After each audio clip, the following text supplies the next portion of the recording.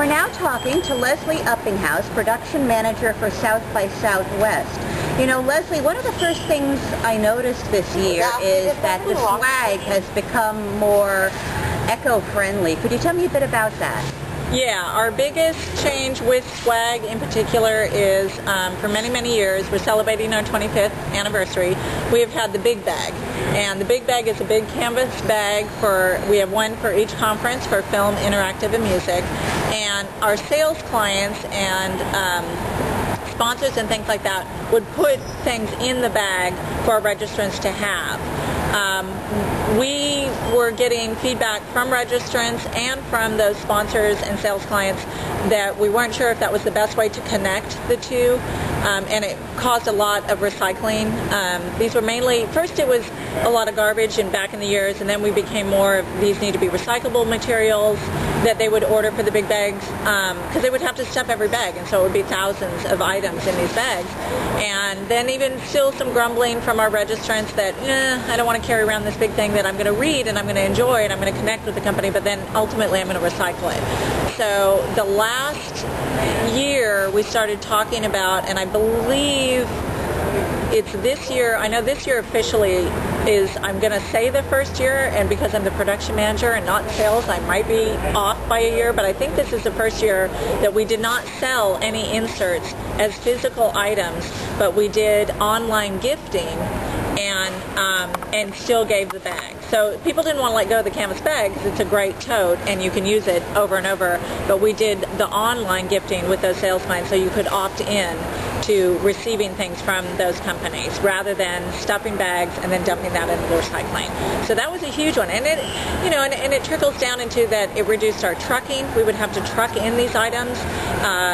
The plastic packaging around those items, it reduced that. So it kind of seems like a small step, but it really pleased the registrants, it pleased our clients, and it actually does make a huge impact. Because we would have the entire back of the house full of these items, and now they don't. We don't have any. We didn't even do bag stuffing, which is a big volunteer meeting where they come and stuff those bags. It would take hours to do, and so that was reduced, and their travel time was reduced. So it's all the little things that, peel off from that effort. I also have read on South by Southwest website about how your offices have become more green friendly. Could you tell me a bit about that? Yeah, our offices, we used to be in the Hyde Park area, and it was this funny little commune of houses in the neighborhood, a couple of houses, little off buildings, and then our one big building that we built. Because we could control those spaces, we put in a solar roof panel on the big room. We are militant recyclers. Every single page you print on probably has something on the other side. So we did a lot with that. We measure our carbon footprint for many years. We've been doing that for many years.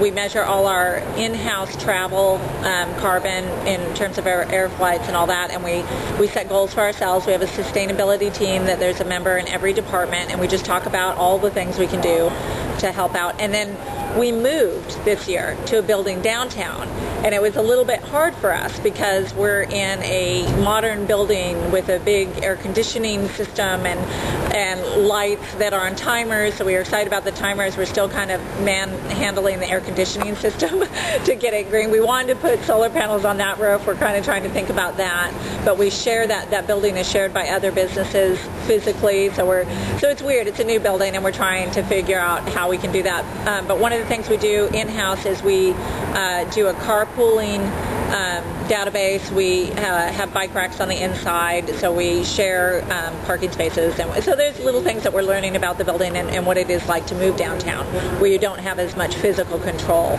over the building that you're in. But we've also saved quite a bit on commuting, so that's kind of helped. So. Are you hoping that perhaps other festivals and other events will follow that lead and themselves work on reducing their carbon footprint and becoming greener? Yeah, there are many events, a lot of international events especially, that have been putting in some pretty restrictive green practices in their events in terms of their clientele and their sponsorship. The entertainment industry is the second dirtiest industry in the world, which is a funny thing to think about. It's a pretty wide base, in terms of what classifies as an entertainment industry. Festivals by nature are difficult to be green because you are incurring carbon emissions by having people come to one location. Sort of, City of Austin becomes a village. We have to control our trash. We have to control our street closures so that we can create more pedestrian areas. We work with right-of-ways so traffic patterns are good. We do pedicab highways. You know, we do all of these types of things that other festivals do as well. Many festivals are in parks. They're not in a downtown, so ours is a little bit different. CMJ would be a U.S. festival that would be in the same sort of situation where you're working in businesses that are not your own property, that you can't control completely. But for us, a lot of our partner venues, last night I was at Stubbs, and that's a huge venue, and I was so thrilled to see that they had recycling for all of they had recycling bins for all of their bottles, all of their cans. They had staff diligently working because they know it's really important to us as a partner venue to really work on the recycling. City of Austin works very closely with us. We beef up our recycling bins.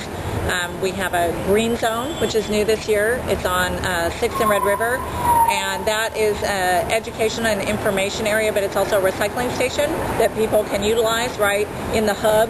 And we actually have a hamster wheel, a human hamster wheel that powers electrical devices, which is kind of fun this year. And then we also have our solar pump, which is designed by Soul Design, and they can charge. It's a solar pump design charging stations, and we have them scattered throughout the city, and they can charge up to 100 cell phones at a time. So festivals as a whole are doing these types of things.